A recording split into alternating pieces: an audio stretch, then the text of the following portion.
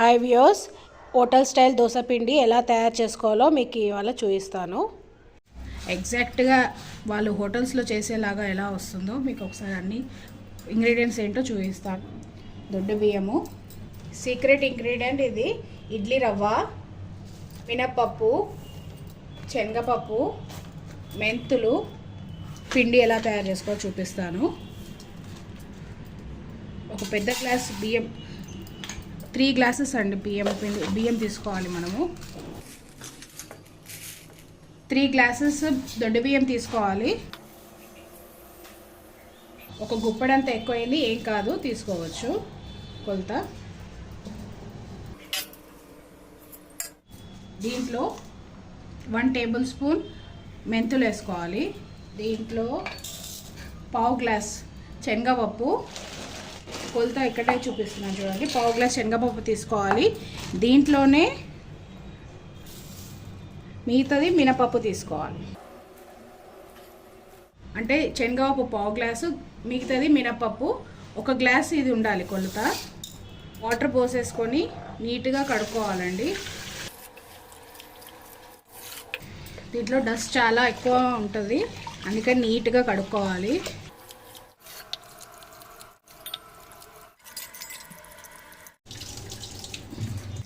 3 to 4 times కడుక్కున్నానండి. ఇప్పుడు నానేసుకోవాలి. ఈ బియ్యము పప్పు అన్నీ మునిగేలాగా నానేసుకోవాలి వాటర్ పోసేసి. ఇప్పుడు దీనిది దోసల పిండిది అయిపోయిందండి. ఇప్పుడు ఇడ్లీ రవ్వ ఎలా కడుక్కోవాలో, ఎంత క్వాంటిటీ తీసుకోవాలో చెప్తాను. ఈ దోసల పిండి 1 గ్లాస్ పప్పులు ప్లస్ 3 గ్లాసు బియ్యం అయితే 4 గ్లాస్ అయిపోయింది. 4 గ్లాస్కి మనము 1.5 గ్లాస్ ఇడ్లీ రవ్వ తీసుకోవాలి. 1.5 గ్లాస్ చిన్న గ్లాస్.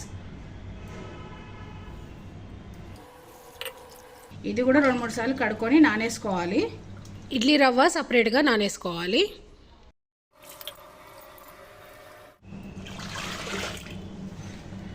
ఇప్పుడు ఈ దోశల పిండి, దోశ మనం కడిగి నానేసుకున్నాం కదా, ఇది ఇంకా ఇడ్లీ పిండి, ఇవి 2 ఇడ్లీ రవ్వ 2 మనము 8 అవర్స్ నానేసి ఉంచుకోవాలి.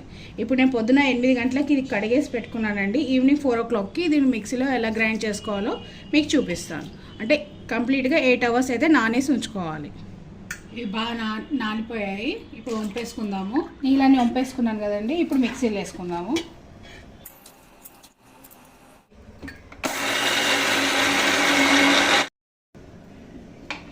ఇప్పుడు కొద్దిగా నీళ్ళు పోసుకొని గ్రైండ్ చేసుకోవాలి.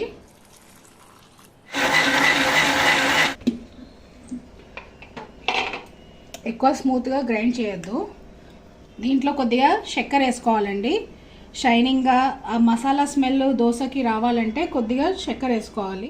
1 టేబుల్ స్పూన్ అంత చక్కెర వేసుకోవాలి. మళ్ళీ ఒకసారి మిక్స్ చేసేసుకోవాలి. గ్రైండ్ అయింది. ఇలాగే మొత్తం పిండి అంతా గ్రైండ్ చేసుకోవాలి. మొత్తం పిండికి 1 టేబుల్ స్పూన్ చక్కెర పడుతుందండి. ప్రతిసారి మనం గ్రైండ్ చేసుకున్నప్పుడల్లా వేసుకోవాల్సిన అవసరం లేదు. సెకండ్ సీక్రెట్ ఇంగ్రీడియంట్ చక్కెర అండి. కొంచెం రుబ్బుకునేటప్పుడు మనము కొంచెం రవ్వగా రుబ్బుకోవాలండి. ఫైన్ పేస్ట్గా చేసుకోవద్దు. చూడండి, రవ్వగా కనిపిస్తుంది. పొద్దున నానేసుకున్నాం కదండి ఇడ్లీ రవ్వ. ఈ ఇడ్లీ రవ్వది నీళ్ళు మొత్తం వంపేసుకొని ఈ దోశల పిండిలో కలిపేసుకోవాలి. దీంట్లో ఉన్న నీళ్ళన్నీ పిండేసుకోవాలండి. ఇప్పుడు ఇది దీంట్లో వేసేసుకోవాలి. దోశల పిండిలో కరెక్ట్ కొలతతో చేసుకోండి, టేస్ట్ బాగా వస్తుంది. నీళ్ళు తీసుకోకుంటే దోశ పిండి పల్సగా అయిపోతుంది, మంచిగా రాదు. కాబట్టి అందుకనే నీళ్ళన్నీ పిండేసుకోవాలి మనం చేతితోటి. థర్డ్ సీక్రెట్ ఇంగ్రీడియంట్ మైదా. 2 టేబుల్ స్పూన్ మైదా తీసుకోవాలి. దీన్ని ఉండలు లేకుండా నీళ్ళు పోసి చిక్కగా కలుపుకోవాలి. కొద్దిగా నీళ్ళు పోసి కలుపుకోండి. ఉండలు లేకుండా కలిసిపోయింది కదా. ఇప్పుడు దీంట్లో వేసుకోవాలి. ఈ దోశల పిండిలో 1 టేబుల్ స్పూన్ ఉప్పు వేసుకోవాలి. ఎందుకంటే చలికాలం తొందరగా పులవదు. ఇప్పుడు అన్నీ వేసాం కదా, ఒకసారి కలిపేసుకొని మూత పెట్టి పులిసిపించుకోవాలి మనము. కలిసిపోయింది నీట్గా.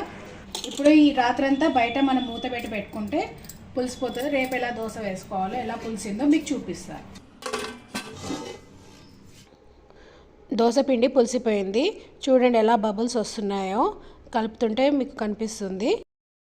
ఇప్పుడు బాగా కలిపేసుకోవాలి. దోశలు వేయడానికి పిండి ఇంత చిక్కగా ఉండాలి. ఎంత కావాలో కొంచెం పిండి మనం తీసి గిన్నెలో వేసుకొని ఉప్పేసి కలుపుకోవాలి. మిగిలిన పిండి ఒక డబ్బాలో వేసి ఫ్రిడ్జ్లో మనం 2 నుంచి 3 డేస్ వరకు స్టోర్ చేసుకొని పెట్టుకోవచ్చు. దీంట్లో ఉంటే చినుము పడుతుంది కాబట్టి ఇందులో నుంచి తీసేసి వేరే స్టీల్ దాంట్లో స్టోర్ చేసుకోండి. ఏదైనా క్యాన్స్ కానీ డబ్బాలో కానీ స్టోర్ చేసి ఫ్రిడ్జ్లో పెట్టుకోండి. ఇప్పుడు నాకు ఎంత కావాలో అంత గిన్నెలోకి సపరేట్గా తీసేసుకుంటున్నాను. ఆల్రెడీ మనం పులవడానికి కొంచెం ఉప్పు వేసుకున్నాం కదండి. ఇప్పుడు చూసి వేసుకోండి మీకు తగ్గినట్టుగా. ఇలా కలుపుకొని మనం దోశలు వేసుకోవడమే. మిగిలింది స్టీల్ క్యాన్లో కానీ ప్లాస్టిక్ డబ్బాలో కానీ మనం స్టోర్ చేసి ఉంచుకోవచ్చండి. Thank you for watching video.